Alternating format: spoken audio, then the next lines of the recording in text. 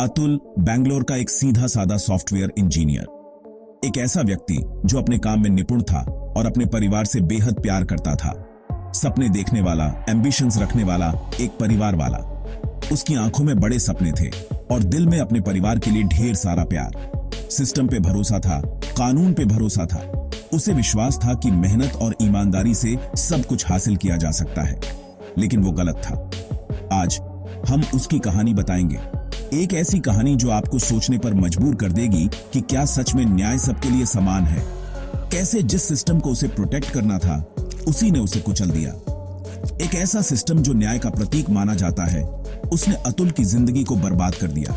अतुल की जिंदगी हम सबकी तरह ही थी। वो मेहनत करता था, अपने परिवार के साथ खुश रहता था। उसकी जिंदगी में सब कुछ सामान्य था। मेहनत करता था, फैमिली से प्यार करता था। वो अपने काम और परिवार के बीच संतुलन बनाए रखता था।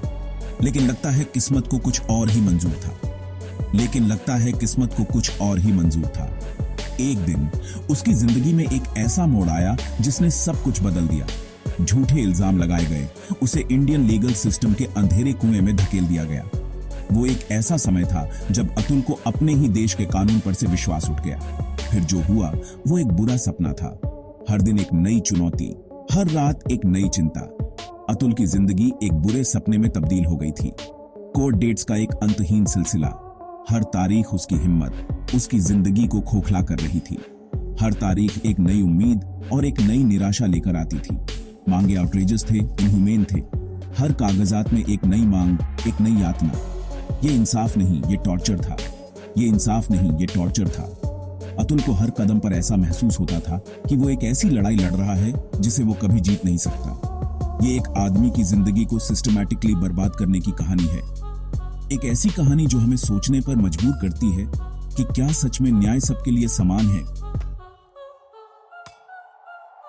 सोचो, 2 साल में 120 कोर्ट डेट्स, हर तारीख पर एक नई उम्मीद, एक नया इंतजार। अतुल एक वर्किंग प्रोफेशनल, उसे साल में सिर्फ 23 दिन की छुट्टी मिलती थी। लेकिन कोर्ट के चक्कर में उसे अपनी छुट्टियां और वीकेंड्स भी कुर्बान करने पड़े। कैसे वो अपनी बेगुनाही के लिए, अपनी इज्जत के लिए लड़ता, जब उसे अपनी नौकरी बचाने के लिए स्ट्रगल करना पड़ रहा था। हर दिन एक नई चुनौती, हर दिन एक नई परेशानी। उसे बेंगलोर और जौनपुर, अपने होम टाउन जहां केस चल रहा था, बार बार जाना पड़ता था। सफर की थकान, काम का दबाव और कोर्ट की तारीखें सब मिलकर उसकी जिंदगी को और मुश्किल बना रहे थे।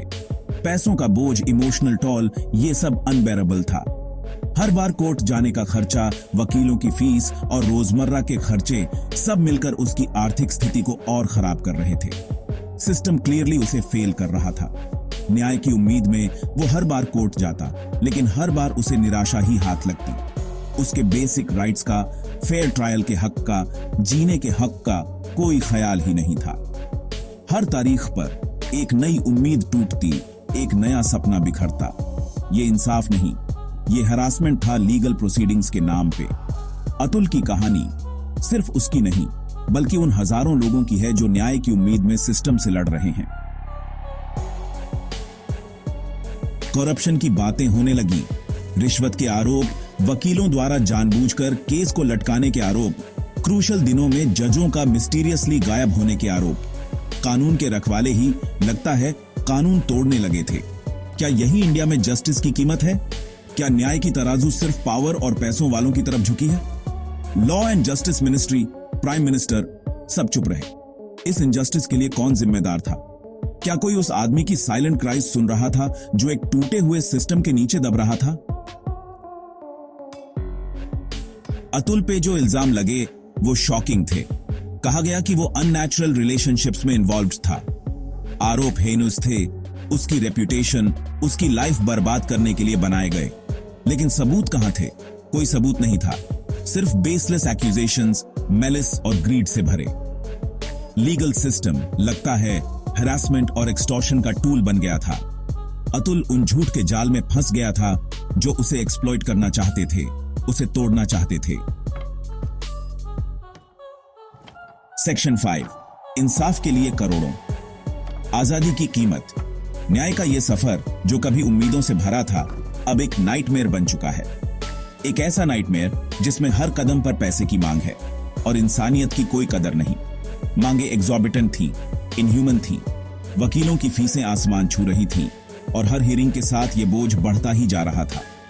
एक आम आदमी के लिए ये लड़ाई अब सिर्फ न्याय की नहीं बल्कि अपनी आर्थिक स्थिति को बचाने की भी थी। करोड़ों रुपए मांगे गए, उसकी आजादी पर, उसकी जिंदगी पर एक प्राइस टैग लगा दिया गया। हर दिन हर घंटे उसे ये एहसास दिलाया जाता था कि उसकी आजादी की कीमत कितनी भारी है।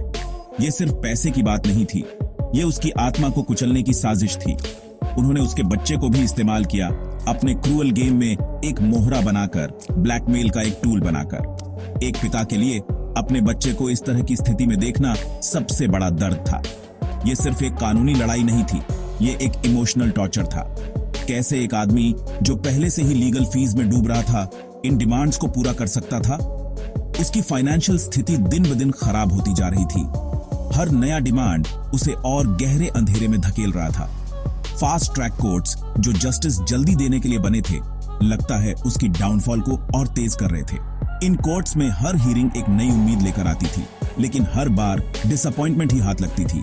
ये कोर्ट्स अब जस्टिस के टेंपल्स नहीं बल्कि डिस्पेयर के सेंटर्स बन चुके थे। हर हियरिंग, हर डिमांड उसे बर्बादी के करीब धकेल रही थी। उसकी आंखों में अब सिर्फ आंसू थे और दिल में सिर्फ दर्द। ये लड़ाई अब सिर्फ कानूनी नहीं बल्कि मानसिक और भावनात्मक भी बन चुकी थी। ये अब जस्टिस के बारे में नहीं था, ये ग्रीड के बारे में था, पावर के बारे में था, एक आदमी को टूटे हुए सिस्टम के नीचे कुचलने के बारे में था। ये सिस्टम जो कभी न्याय का प्रतीक था, अब एक ट्रैप बन चुका था। एक ऐसा ट्रैप जिसमें फंसकर कोई भी इंसान अपनी सारी उम्मीदें और सपने खो बैठता है। सेक्शन 6 आरोपी, नाम जिन्हें जवाब देना होगा। निकिता सिंघानिया, नीशा, उसकी पत्नी और उसकी मां जैसे नाम इस इनजस्टिस की कहानी में गूंजते हैं। रीता कौशिक 50 लाख मांग रही है। ये सिर्फ नाम नहीं है, ये एक ऐसे सिस्टम के सिंबल्स हैं जो अपनी राह भटक गया है। ये उस सड़न को, उस करप्शन को रिप्रेजेंट करते हैं जो हमारे लीगल सिस्टम की नींव में घुस गया है। इन नामों की इन्वेस्टिगेशन होनी चाहिए, इनके एक्शंस की जांच होनी चाहिए। सच्चाई कितनी भी अनकंफर्टेबल क्यों ना हो, सामने आनी चाहिए।